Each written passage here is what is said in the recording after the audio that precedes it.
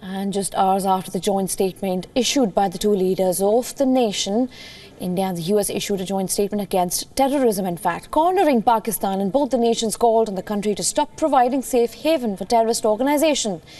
In a recognition of the country's role in promoting cross-border terrorism, India and the US called on Pakistan to crack down against perpetrators of terror attacks on the Indian soil.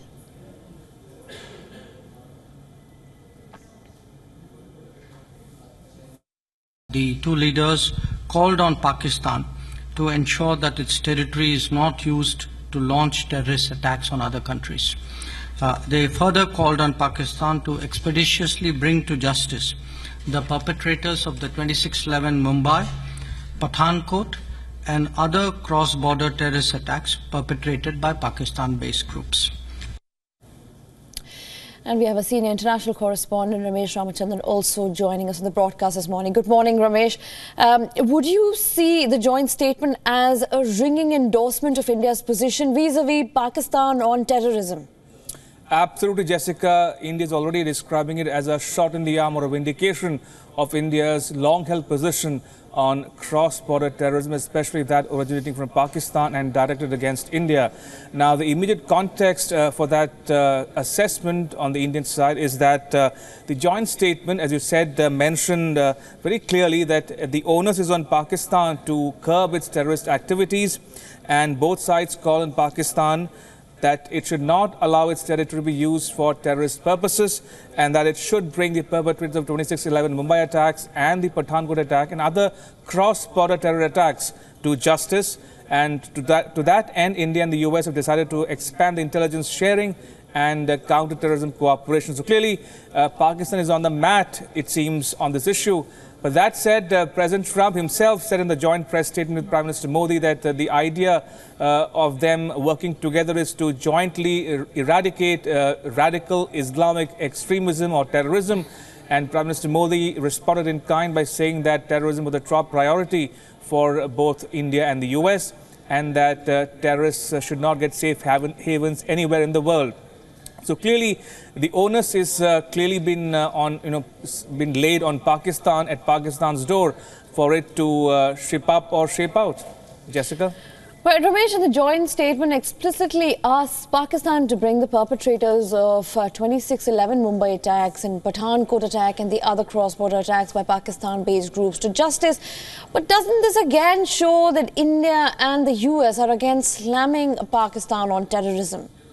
Indeed. I mean, even before Prime Minister Modi met with President Trump at the White House, the US State Department issued a statement designating Syed Salahuddin, the leader of the Hizbul Mujahideen group, as a global terrorist. So clearly that set the trend or things in motion, as it were, for the talks to follow between the two leaders. And the focus clearly was on the issue of terrorism, and the fact that the joint statement explicitly mentions such a strong language or formulation signals the intent on both sides to jointly combat terrorism. And Foreign Secretary Jaishankar, in his address to the media, said in so many words that he found that the joint statement was very actively or proactively addressed the issue of terrorism, and that both countries should fight terrorism in every part of the world, and that terrorist groups should be combated wherever they might be, and that the US and India will do it together. So clearly the intent is there. It remains to be seen how it translates on the ground going forward. Jessica? Also, Ramesh, when we talk about the issue of terrorism in particular, we were awaiting many other issues to be addressed at the same time. Do you think the H-1B visa issue hasn't been really resolved or hasn't really taken center stage in the press briefings by both the leaders? Right. From the looks of it, Jessica, the issue was not raised either in the one-on-one meeting between the two leaders or in the delegation level talks. And when Foreign Secretary Jaishankar was asked this question specifically as to was this issue raised at all in the meetings, he said that, this came under the broad rubric of trade and investments and commerce. So clearly, this is very much an issue on the agenda. But that said, he clarified that this issue has been raised beforehand with the Commerce Secretary of the US and the US Trade Representative. So clearly, this is a live issue and very much on the agenda of both India and the US, but it may not have been raised as forcefully as one would have anticipated by Prime Minister Modi and President Trump in their meetings. Right, Ramesh, thank you for joining us on the broadcast. In fact, it's been a long day for you, in fact, a long night. And thank you for staying tuned and being with us all throughout the morning. In a major vindication for India and the flow for Pakistan, the US State Department on Monday designated Hizbul Mujahideen chief Syed Salahuddin as a global terrorist. Now, in its statement, the US State Department said, and I quote, as a result of the notification, US persons are prohibited from engaging in transactions with Salahuddin and all of his property and interests in property subject to the jurisdiction of the United States are blocked, end quote. And the Hizbul Mujahideen group in 1989, under Salahuddin's tenure as Hizbul chief, the terror organization claimed responsibility for several attacks, which also includes the 2014 explosives attack in Jammu and Kashmir, which injured, in fact, 17 people. And in September 2016, Salahuddin vowed to block any peaceful resolution to the conflicts in the Kashmir Valley and even threatened to train more suicide bombers and pledged to turn Kashmir into a graveyard for Indian forces.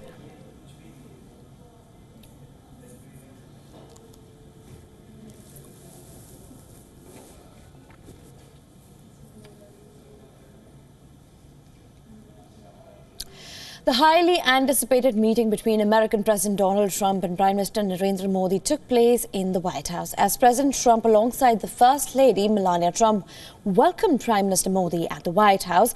A 20-minute long one-on-one meeting was followed by a delegation-level talks, following which the two leaders addressed the media in a joint press conference. While President Trump called for greater efforts by India to relax trade barriers and sought a greater trade balance between the two nations, the two leaders concurred on various other mutual concerns. Continuing his tirade against terrorism, President Trump called the need to end Islamic radical terrorism.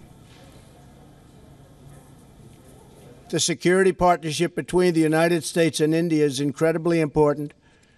Both our nations have been struck by the evils of terrorism, and we are both determined to destroy terrorist organizations and the radical ideology that drives them. We will destroy radical Islamic terrorism. And recognizing India as a budding economy, President Trump lauded the Indian government's efforts to keep India on the path of growth. I have always had a deep admiration for your country and for its people, and a profound appreciation for your rich culture, heritage, and traditions. This summer, India will celebrate the 70th anniversary of its independence. And on behalf of the United States, I want to congratulate the Indian people on this magnificent milestone in the life of your very, very incredible nation. During my campaign, I pledged that if elected, India would have a true friend in the White House. And that is now exactly what you have, a true friend. Prime Minister Modi, who met President Trump for the first time, echoed the American administration's concern to fight terror.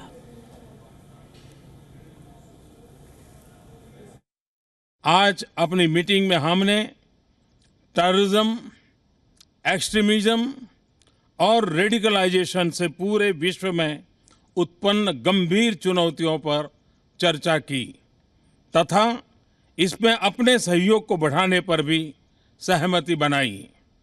आतंकवाद से लड़ना और आतंकवादियों को सुरक्षित पनाहगाहों को समाप्त करना हमारी सहभागिता का एक महत्वपूर्ण भाग होगा। हम आतंकवादी संगठनों से जुड़ी हुई समान चिंताओं के संबंध में इंटेलिजेंस और सूचना के आदान प्रदान को बढ़ाएंगे तथा पॉलिसी कोऑर्डिनेशन को यथासंभव गहरा करेंगे।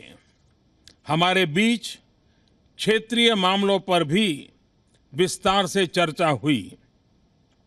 अफगानिस्तान में आतंकवाद के कारण बढ़ती हुई अस्थिरता हमारी समान चिंता का विषय है। भारत और अमेरिका दोनों ने ही अफगानिस्तान के पुनर्निर्माण और इसकी सुरक्षा में महत्वपूर्ण भूमिका निभाई है।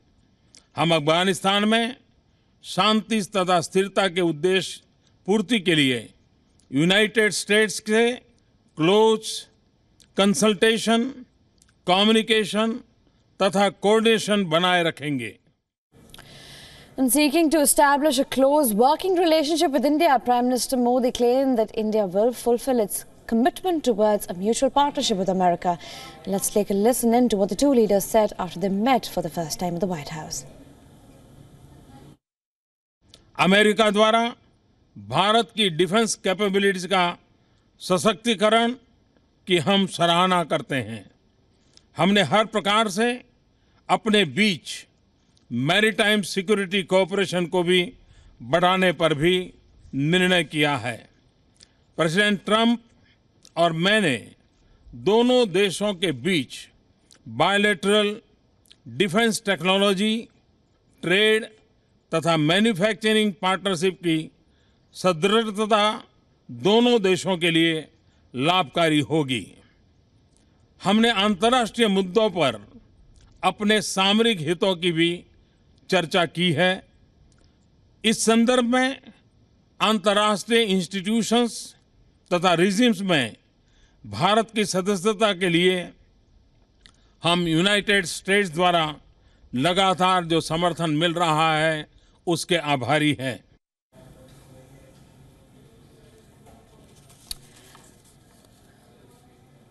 And taking our discussion forward, we're joined by Glenn Carl, who's a former intelligence officer, and also Puneet Ahluwalia, who is a security analyst. Welcome both and good morning to you.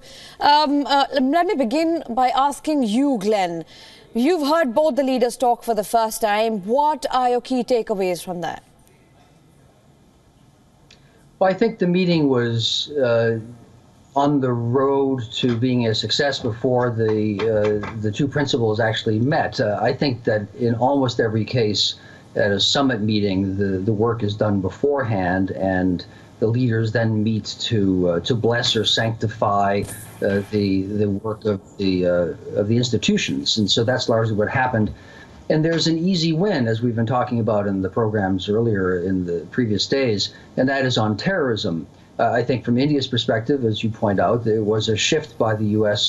To some degree towards pressuring Pakistan and towards India's side. I'm not certain it goes as dramatically as some of the statements that I've heard being made by Indian analysts, but it is a shift, and that's terrorism. Radical Islamic terrorism, as Trump likes to call it, is an easy point of agreement and general and even possibly specific cooperation. The other issues were avoided, and that's sensible too. You don't want principals, the chiefs of state, to arm wrestle for 20 minutes or for an hour and a half. You want them to formalize strategic decisions to work more closely. And I think this is in line with America's shift and India's over the last 15 years. So that a success for both parties, I wouldn't say historic, but a continuation of deepening ties. Right. Also, Puneet, well, asking you the same question, in fact, quite on those similar lines. Do you think Prime Minister Modi and President Donald Trump have really not been talking a lot more about the H-1B visas, where a lot of talk in the Indian media was, in fact, that they will, in fact, raise the issue of, and in fact, the problems concerning H-1B visa?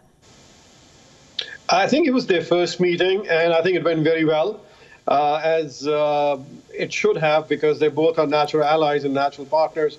And if you've seen what President Trump on his campaign trail, along with what he went and said in Saudi Arabia, was a very clear signal that he really wants to get rid of terrorism and will find and do anything to fulfill that agenda, both internationally and domestically. He's looking very hardly on criminal element within the United States. So he is very focused, and so is the people around and his team, which are brilliant and very competent in that regard, who are looking to fulfill his goals. And I think it's a win for both the United States and India today. Right, and Glenn, the US State Department has in fact now designated Hizbul Mujahideen chief Salahuddin as a global terrorist. Does it point that the United States' commitment is getting stronger to crack down on terror groups that specifically target India? To be honest, I don't think, of course I do not know, but I don't think that it does. I think that it's an easy step, a bit more than cosmetic, but not deeply substantive. The U.S. has been, I know, following as closely as it is able the various terrorist groups that, in this instance, Pakistan sometimes has associations with that attack Indian interests in India and Jammu Kashmir or wherever. A dramatic shift? I don't actually think so. The professionals have worked on these and cooperated with our Indian counterparts before, but politics is also posturing and perception, and in that sense, it does pressure Pakistan a bit more and move the U.S. towards a more straightforward identification with, in this instance, usually the victim, which is India, the one suffering from Islamically inspired or at least exploited terrorist groups and acts. And Puneet, has this first one-on-one meeting between the two strong democratic leaders, in fact, does it look like a strong partnership to you in the future, as well as how do you think it will translate in terms of strengthening ties between India and US now? I think there's a lot more to win in this relationship, not only on the defense side, but also intellectual side and the trade side. India is not in the top tier, but India's proactive action under the leadership of Modi can really move India in that direction. And that's what President Trump is looking to do, is have a win both for the United States and for India. And both have a goal of make the United States great again, or make America great again. And Modi says made in India. So I think this is going to move forward. But I also urge the U.S., the Indian leadership to be precise, and its bureaucratic machinery to just not sit on this one successful meeting. A lot more has to be taken in doing this, because President Trump was, as we said and saw, very clear on what he's looking to achieve for the United States. And they may call it transactional, which is not. It is the way we Americans do business, which is very straightforward and upfront. These are what we want to achieve in this relationship, and let us help you achieve what you want to achieve. And I think security and terrorism and extremism is a very big concern to India. Absolutely, Puneet. And Glenn, do stay with us. Let's bring out our viewers more information. And in a major vindication for India and the flow for Pakistan, the US State Department on Monday, in fact, designated Hizbul Mujahideen chief Syed Salahuddin as a global terrorist. In its statement, the US State Department said, and I quote, as a result of the notification, US persons are prohibited from engaging in transactions with Salahuddin and all of Salahuddin's property and interests in property subject to the jurisdiction of the United States are blocked, end quote. The security partnership between the United States and India is incredibly important. Both our nations have been struck by the evils of terrorism, and we are both determined to destroy terrorist organizations and the radical ideology that drives them. We will destroy radical Islamic terrorism. आज अपनी meeting में हमने terrorism, extremism और radicalisation से पूरे विश्व में उत्पन्न गंभीर चुनौतियों पर चर्चा की तथा इसमें अपने सहयोग को बढ़ाने पर भी सहमति बनाई। आतंकवाद से लड़ना और आतंकवादियों को सुरक्षित पनाहगाहों को समाप्त करना हमारी सहभागिता का एक महत्वपूर्ण भाग होगा। हम आतंकवादी संगठनों से जुड़ी हुई समान चिंताओं के संबंध में इंटेलिजेंस और सूचना के आदान प्रदान को बढ़ाएंगे तथा पॉलिसी कोऑर्डिनेशन को यथासंभव गहरा करेंगे। हमारे बीच क्षेत्रीय मामलों पर भी विस्तार से चर्चा हुई। अफगानिस्तान में आतंकवाद के कारण बढ़ती हुई अस्थिरता हमारी समान चिंता का विषय है। भारत और अमेरिका दोनों ने ही अफगानिस्तान के पुनर्निर्माण और इसकी सुरक्षा में महत्वपूर्ण भूमिका निभाई है। हम अफगानिस्तान में शांति तथा स्थिरता के उद्देश्य पूर्ति के लिए यूनाइटेड स्टेट्स से क्लोज कंसल्टेशन, कम्युनिकेशन तथा कोऑर्डिनेशन बनाए रखेंगे। Glenn, we heard Donald Trump, in fact, say that both our nations, India and America, are, in fact, struck by the evils of terrorism and extremism. How do you think that partnership will really be able to do something as effective as start de-radicalizing or, in fact, working with India on cross-border terrorism? Do you think that even happening? It's a critical question. It's one that counterterrorism authorities and politicians, the political leaders in the United States, have argued over for the 25 years and even longer. I would say the 25 years of America's strong focus on the threat from Islamically inspired or Islamic terrorist groups. It sounds strong, and it is, to do intelligence and special operations, or even conventional military and then law enforcement actions against terrorist groups. All of that is necessary at times. None of that is sufficient. I liken the approach to America's and most other countries' struggles with illegal narcotics. And you can take a supply or a demand approach. The American approach, as enunciated today, and sounds like the Indian one, with respect to terrorism, is in effect a supply approach. Let's kill the terrorists and stop the groups. Well, that's fine, but what is creating the demand? And until you address the demand, you don't get to the roots of what Trump calls radical Islamic terrorism or jihad. So one could make a strong case, I think it's quite compelling actually, that focusing on Lashkar-e-Taiba or the groups in Jammu and Kashmir, tactically necessary as it is, and yet befriending Saudi Arabia, where all of the money and the radicalizing clerics come from, that have changed the nature of Islam in Pakistan and elsewhere, misses the fundamental point. The American war on narcotics has never succeeded in changing the price of any illicit narcotic on any street in the United States, ever. Were we to go after the demand, which is school boys and girls in the United States who seek to obtain this, then you would change the entire equation. So I think this sets India and the U.S. up for strong actions together, some of which will be necessary and will have probably useful consequences.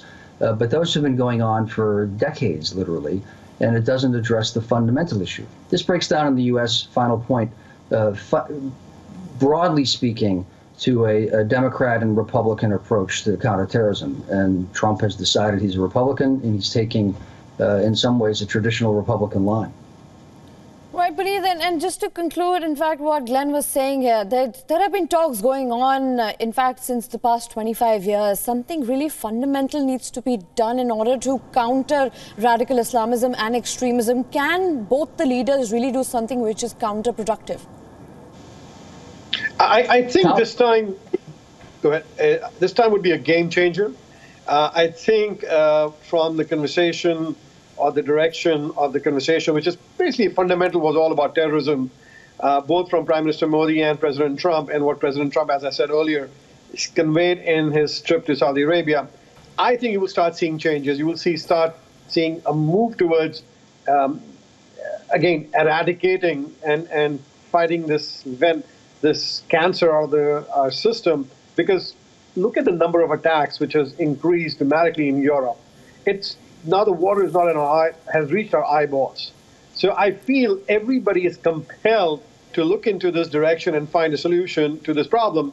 And at the same time, mind you, if we start to solve in Syria, we are very likely to see it increase on the Indian subcontinent. And that's the reason why I think Prime Minister Modi has to take a proactive action and make sure that both countries work successfully and effectively in eradicating this completely.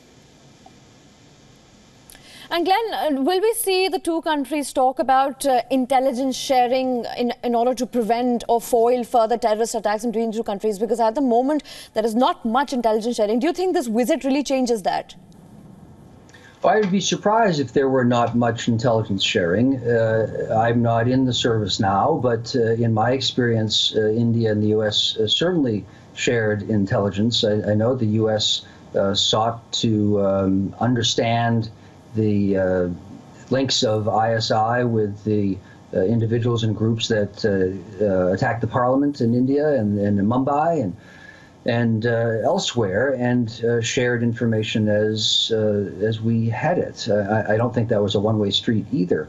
I always have found it's an easy criticism to make and seeming positive step to propose for politicians to say, we will increase the intelligence cooperation because we have to get at this problem.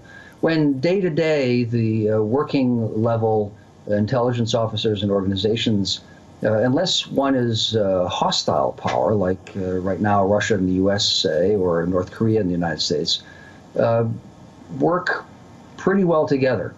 I would say if you want to get at the roots of this terrorism, you don't go after individuals and the groups, important and necessary as that is, to stop them from killing you and me.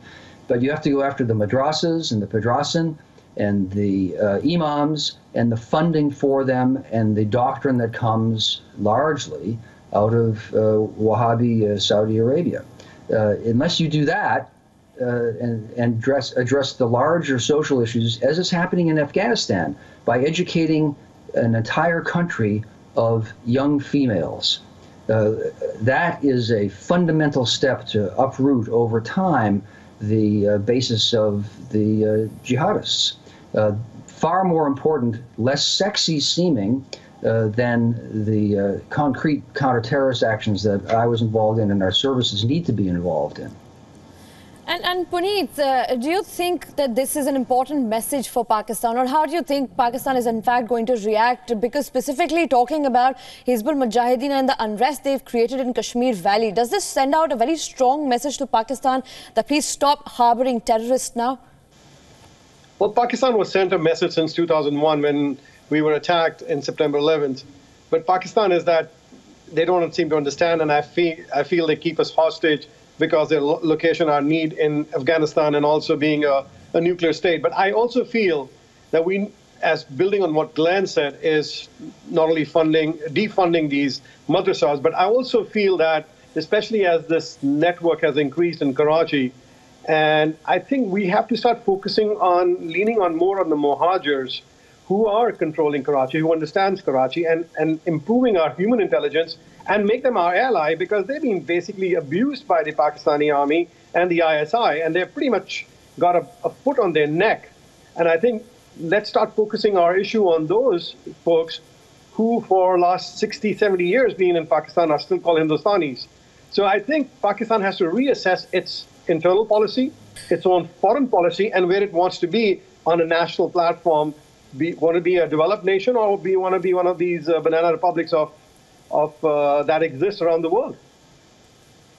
Right, and Glenn, just to continue what you said, there has to be more, in fact, counterproductive measures than just, in fact, intelligence sharing, as you were mentioning. What more do you think that the two leaders need to do?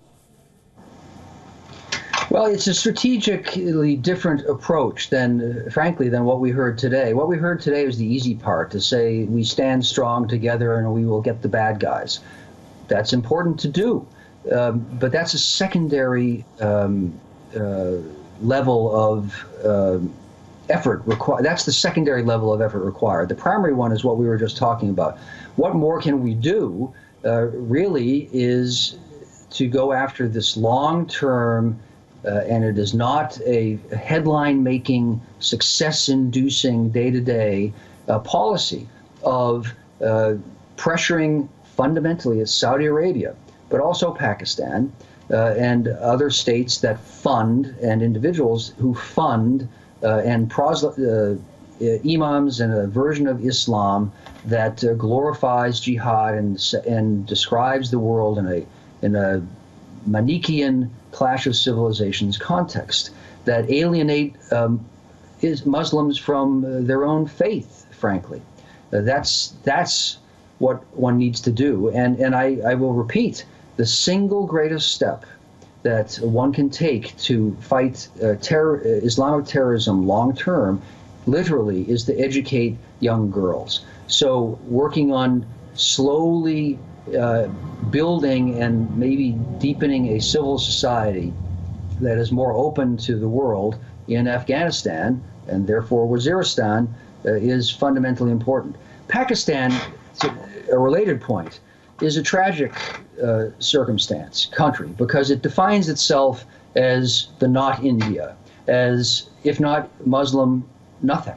And then it seems to has embraced this, or struggled with, a progressively nihilistic, almost alienated, dysfunctional society and version of Islam. And yet, to deny that seems, in their view, to be denying some of their own nature, which is a perverse circumstance to be in.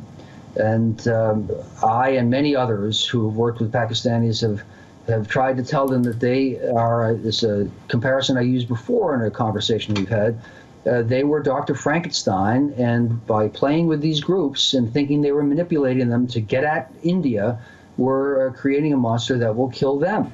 And one is fearful that that is a slowly developing disaster that way.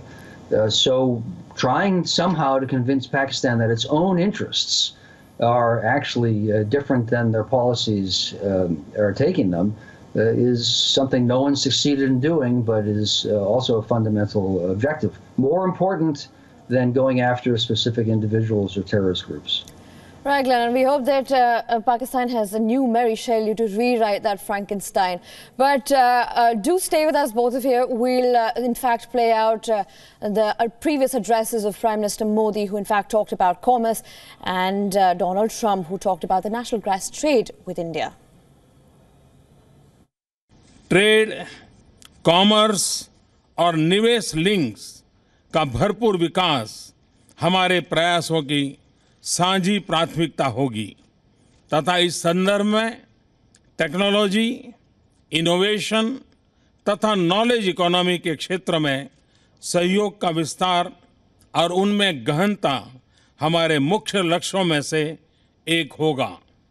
इसके लिए हमारी सफल digital partnership को और सुदृढ़ करने के लिए हम कदम उठाएंगे।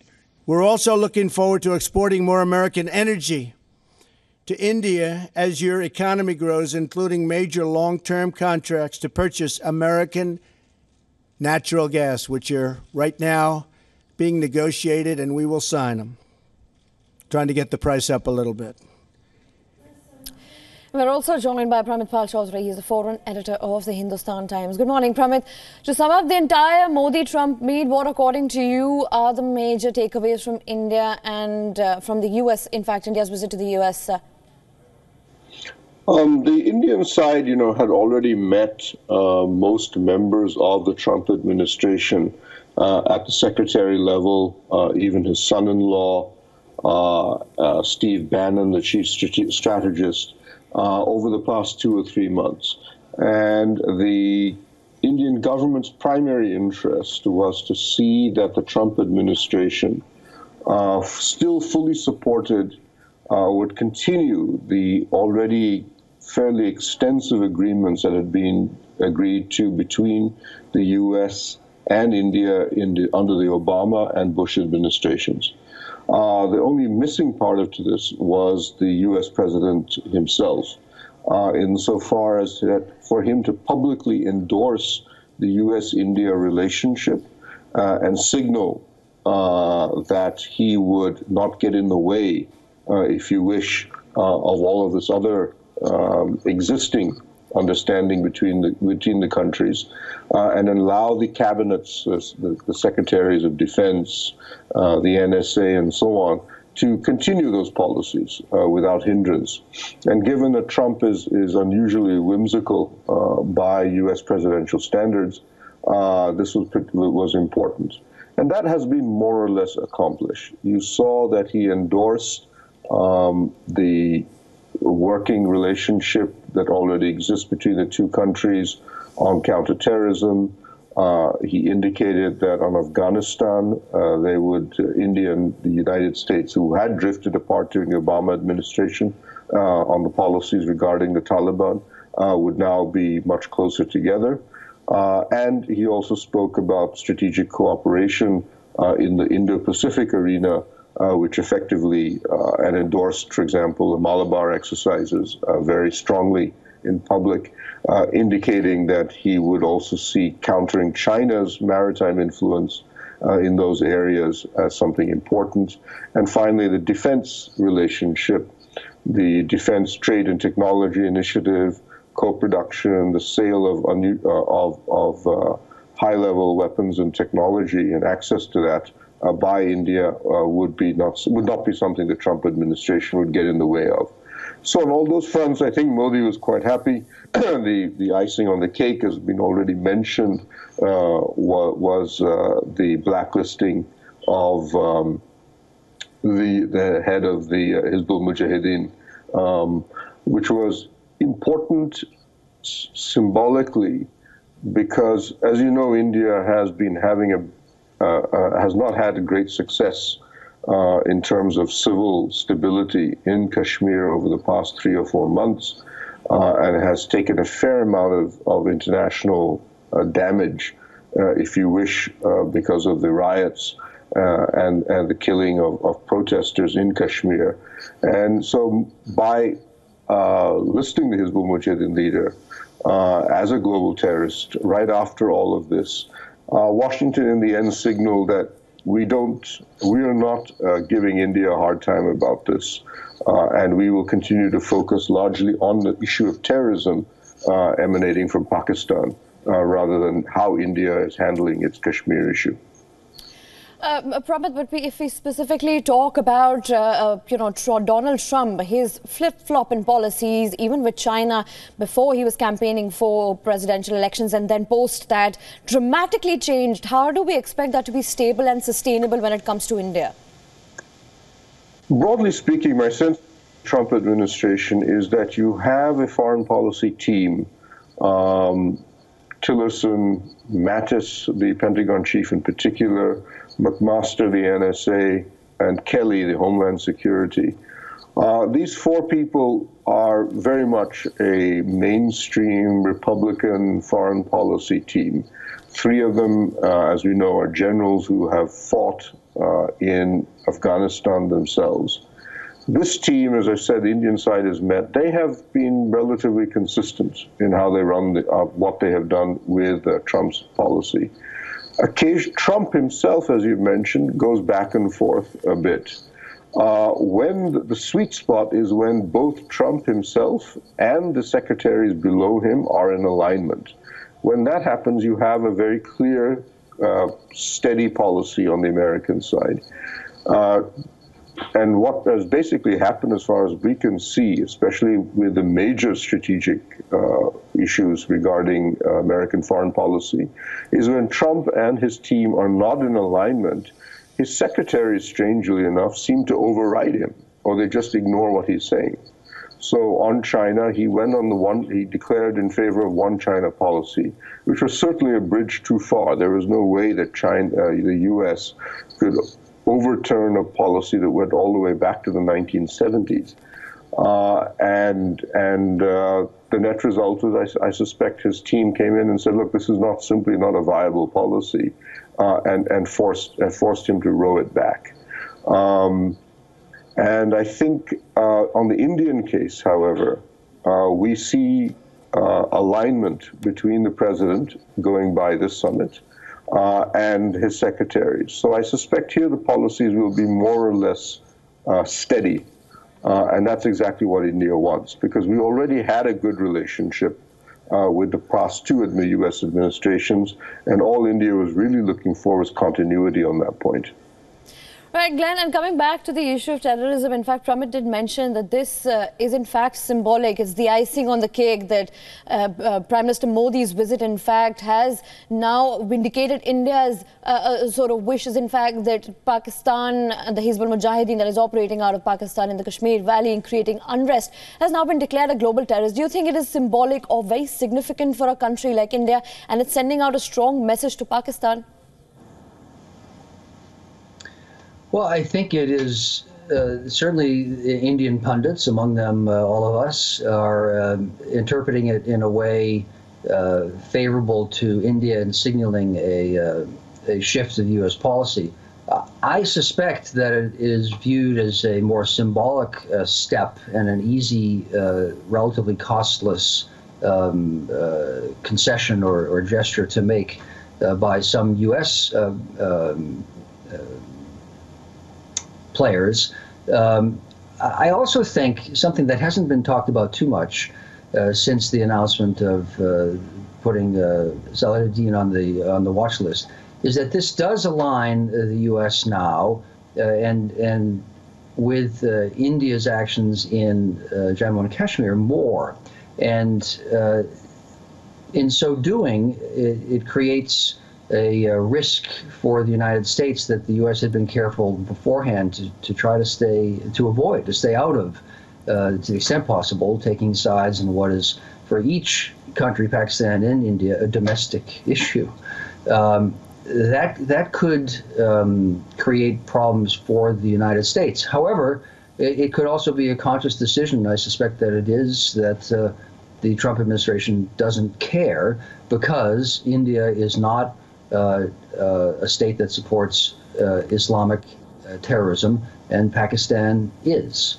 But it's not a completely costless step for the United States by being aligned, as the U.S. has already found to its dismay in the president's statements when he went to Saudi Arabia, and by jettisoning, apparently, for a period of time, Qatar, which is a critical ally of the United States, for what are regional disputes America has tried to mediate or stay out of. There's some danger of the same thing here with the U.S. step in Jammu and Kashmir. Right, and coming to you, Puneet, moving away from the issue of terrorism for a bit, Donald Trump, as we heard, said India and US are negotiating, in fact, a deal on export of US natural gas to India. Now that the US has walked out of the Paris Climate Conference, how will it square with India's push to solar and wind energy? I just want to touch something which Glenn had mentioned, is about just a little backwards. Sure.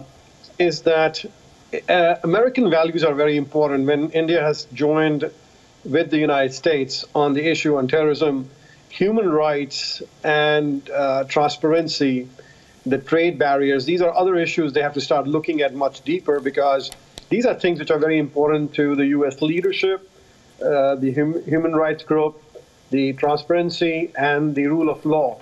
So I think these are things where India has to ramp up to become a strong, close ally of the United States, to be part of the international standard. Now, coming on the global climate issue, I think which has not been touched in this, but we've all known about the U.S. stand, where we stood and where we stand. Our coal companies took a beating under President Obama, and they were literally went bankrupt. And I think President Trump was very clear, and so was the Republican-controlled Congress during President Obama's time, that we were going to defund the Green Climate Fund. And at the same time, we're not going to support, and President Obama did not have the support of the Congress when he went and signed the Paris Accord. So what came from President Trump was not a surprise. Now, what is important for us to move forward is that India has to work out a way which is in joint benefit for both the United States and India in regards to the various energy fields. I think gas is something which is what President Trump has already announced, and India is looking, hopefully we move in that right direction. And in regards to alternate fuels, I don't think they're going to stop. They're still going to carry on. There are a lot of groups within the United States, especially in California, who want to see the green energy prosper and succeed. So I think it's, on a whole, it's not going anywhere, but it may take a backseat for some time. Right, and Pramit, if we also talk about another important issue which was missed in the address of both the leaders was in fact H-1B visas. Not only Indians but Indian Americans overseas and the Indians who have set up their businesses in the Silicon Valley were also expecting at least a specific mention, but apparently there was none. What do you make of that? I'm not completely surprised. At a summit-level meeting between a prime minister and a president, H-1B visas are actually a very minor issue. And while Modi may have made a passing mention to them at best in the meeting, just so that he could say that he had raised the issue at home, that would be something that would be left to lower-level discussions. And more importantly, the H-1B visa is ultimately decided by the U.S. Congress. So I know that NASSCOM, the Indian software company or Chamber of Commerce, has been told by the Indian government that, look, ultimately, H-1B is not a strategic issue. And while the prime minister can raise these issues and will do so, he's not going to expend political capital on this issue. You need to take this up with the U.S. Congress as a professional industrial body. H-1B visas go up and down on a regular basis if you look at their history, largely dependent on the lobbying efforts of U.S. industry, not the Indian government. And it'll be the U.S. Congress where the bulk of that lobbying effort will be targeted. But H-1B visas and visas as a whole are something that generally at a summit-level meeting they are not raised. And so I'm not very surprised that there's been no mention of them, at least in public. Also, Glenn, just continuing to what Pramit in fact said, H-1B visas would have been a sideline talk, but in India and overseas, Indian Americans were really anticipating that this would in fact take a mention. Do you think that this does signify that Trump is in fact strong on immigration, or is it not really a matter of importance to him at the moment? I think it is a matter of importance to him, but his thoughts are not especially coherent on this. I do see an easy way, well, easy is too easy to say. I do see a way forward where Trump can declare victory and square the circle. It is true, frankly, that having the engineers and the scientists come on H-1B visas creates more jobs than they replace. Now, pain from trade issues is always more easily perceived than the more diffused benefits. But if there were some rhetorical way, and I think there's a relatively easy one for Trump, to cast resolution of the H-1B visa issue as a jobs-creating measure, while marrying that or combining that with some statement or step on the trade deficit, which would come from having signed a deal, and several have been signed, then he can present the issue to his electoral base as having been largely resolved. Donald Trump, have created jobs, protected, fostered our exports, and are having the economy continue to grow. End. Right, Glenn and the other guests, please do stay with us at the moment. We're going to see and in fact listen in as to what Prime Minister Modi in fact talked about the India and US ties. America द्वारा भारत की defence capabilities का सशक्तिकरण की हम सराहना करते हैं। हमने हर प्रकार से अपने बीच मैरीटाइम सिक्योरिटी कोऑपरेशन को भी बढ़ाने पर भी निर्णय किया है। प्रेसिडेंट ट्रंप और मैंने दोनों देशों के बीच बायलैटरल डिफेंस टेक्नोलॉजी, ट्रेड तथा मैन्युफैक्चरिंग पार्टनरशिप की सुदृढ़ता दोनों देशों के लिए लाभकारी होगी। हमने अंतर्राष्ट्रीय मुद्दों पर अपने सामरिक हितों की भी चर्चा की है। इस संदर्भ में अंतर्राष्ट्रीय इंस्टीट्यूशंस तथा रिजिम्स में भारत की सदस्यता के लिए हम यूनाइटेड स्टेट्स द्वारा लगातार जो समर्थन मिल रहा है उसके आभारी हैं। All right, opening that for discussion. In fact, coming to you, Puneet, the ease of doing business in India is relatively not really sort of easy. In fact, if we know India is ranked 139 out of 189 countries, what are they even talking about? Can we see more trade between India and US and more business rather? I am very confident that the business climate is going to improve, and I think the more transparency and the ease of doing businesses is done. In fact, there was an example given by General Electric that they worked directly with Prime Minister's office to work on the railway car, and they were able to achieve things, and they're finding a way to streamline that effort. But I do want to touch on the previous H-1B visa, which is also very important to your listeners. H-1B is an important issue, and it's a campaign issue. I think there's a disconnect between NASSCOM and the Indian government, because NASSCOM expects the Indian government to lead that charge in fighting that issue for the Indians. That's one thing. The second thing is there's also the other concern there that exists is that the H-1Bs have, in a way, there's been a lot of fraud and abuse which has existed, and they have to find a way to reduce that fraud. And the most important thing for these US-based Indian companies is to find job creation programs in rural America and in middle America, because what has happened is that these folks have felt lost, and they see all their jobs going outside the country or call centers. If they make and become part of the economic agenda of the President Trump, we can see a vast difference in the public opinion to change. And not only it should be mentioned, there should be a positive PR and branding done to that positive impact that does in a community. So I just wanted to add that point very importantly. But again, yes, I am very confident if India listens to what our lawmakers and our associations and organizations are voicing about ability, the ease to do business, we can see this business go 3 times more. I'm very confident about that. Right, but Prabhat, talking about the ease of doing business, which in fact I was asking Puneet as well, India is relatively ranked low. How do you think that's going to work out between the two countries? Well, it's ultimately up to the Indian government. They have been carrying out a number of reforms, as has been mentioned. In fact, our ranking is, if I remember correctly, roughly 15 or 20 levels higher than it was about 2 or 3 years ago. So we're clearly improving. However, as has been mentioned, manufacturing in particular, India's ease of doing business is very poor. India is actually relatively good in the services area, which is why the vast bulk of FDI that's coming to India, and they've had a record amount in the past couple of years, is higher than it has ever been before, and most of it is in services. So we are getting into place on that front, but I think the GST reform, the goods and service tax, that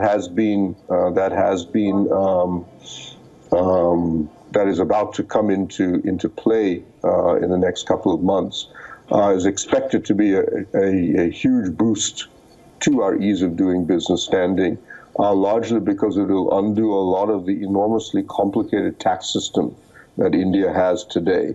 But the biggest changes that have yet to come will be in labor reform, which is largely a state-based issue, and that is going to take a much longer battle between the central and state governments in India to be implemented. Right. Thank you to all our guests, Glenn Carl in the United States, as well as Puneet and Pramit for joining us on the broadcast this morning and giving us your valuable time. And with that, it's a wrap. More news and updates will continue here on WION. Do stay tuned, and thanks for watching.